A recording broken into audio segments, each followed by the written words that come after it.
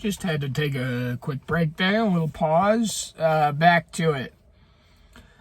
"Beat that if you can," he cried, and we both raised our glasses to our mouths, only to stop halfway and look at each other amazed.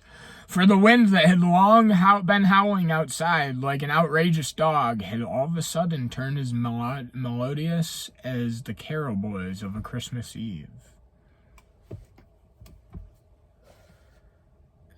"Surely that's not my Martha," whispered the landlord. Martha being his great aunt that lived in the loft overhead. We went to the door, and the wind burst it open so that the handle was driven clean into the plaster of the wall. But we didn't think about that at the time, for over our heads, sailing very comfortably through the windy stars, was the ship that had passed the summer in landlord's field. Her portholes and her bay window were blazing with lights, and there was a noise of singing and fiddling on her decks. "He's gone," shouted landlord above the storm, "and he's taken half the village with him." I could only nod in answer, not having lungs like bellows of leather. In the morning we were able to measure the strength of the storm, and over and above my pigsty there was damage enough wrought in the village to keep us busy. True it is that the children had to break down no branches for the firing that autumn, since the wind had strewn the woods with more than they could carry away. Many of our ghosts were scattered abroad, but this time very few came back. All the young men having sailed with Captain, and not only ghosts, for a poor half-witted lad was missing, and we reckoned that he had stowed himself away, or perhaps shipped as cabin boy, not knowing any better. What with the lamentations of the ghost girls and the grumbling of families who had lost an ancestor, the village was upset for a while, and the funny thing was that it was the folk who had complained most of the carrying on of the youngsters who made most noise now that they were gone. I hadn't any sympathy with shoemaker or butcher, who ran around saying how much they missed their lads, and it made me grieve to hear the poor bereaved girls calling their lovers by name on the village green at nightfall. It didn't seem fair to me that they should have lost their men a second time after giving up life in order to join them. As like or not. As like as not. Still, not even a spirit can be sorry forever, and after a few months, we made up our minds that the folk who sailed in the ship were never coming back, and we didn't talk about it anymore. And then one day, I dare say it would be a couple of years after, when the whole business was quite forgotten, who should come trapezing along the road from Portsmouth but the daft lad who had gone away with the ship without waiting till he was dead to become a ghost.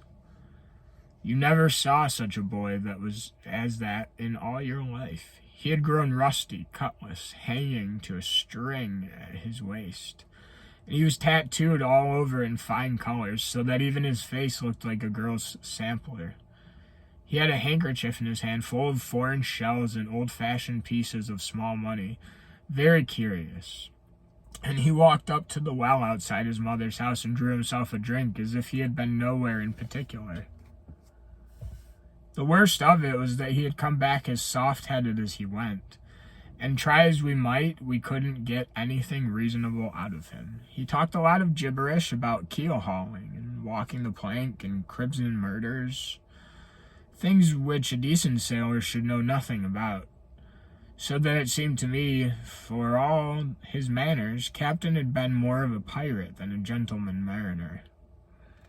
But to draw sense out of that boy was as hard as picking cherries off a crab tree. One silly tale he had that he kept on drifting back to, and to hear him, you would have thought that it was the only thing that happened to him in his life. "We was at anchor," he would say, "off an island called the Basket of Flowers, and the sailors had caught a lot of parrots, and we were teaching them to swear. Up and down the docks, up and down the decks. And the language that they used was dreadful. Then we looked up and saw the masts of the Spanish ship outside the harbor, Outside the harbour they were, so we threw the parrots into the sea and sailed out to fight. And all the parrots were drowned in the sea, and the language they used was dreadful. That's the sort of boy he was. Nothing but silly talk of parrots when we asked him about the fighting. We never had a chance of teaching him any better for 2 days after he ran away again, and hasn't been seen since. That's my story, and I assure you that things like that are happening at Fairfield all the time. The ship has never come back, but somehow as people grow older, they seem to think that one of these windy nights she'll come sailing in over the hedges with all the ghost lads on board. Well, when she comes, she'll be welcome. There's one ghost lass that has never grown tired of waiting for her lad to return. Every night you'll see her out on the mast lights among the stars. A faithful lass, you'd call her, and I'm thinking you'd be right.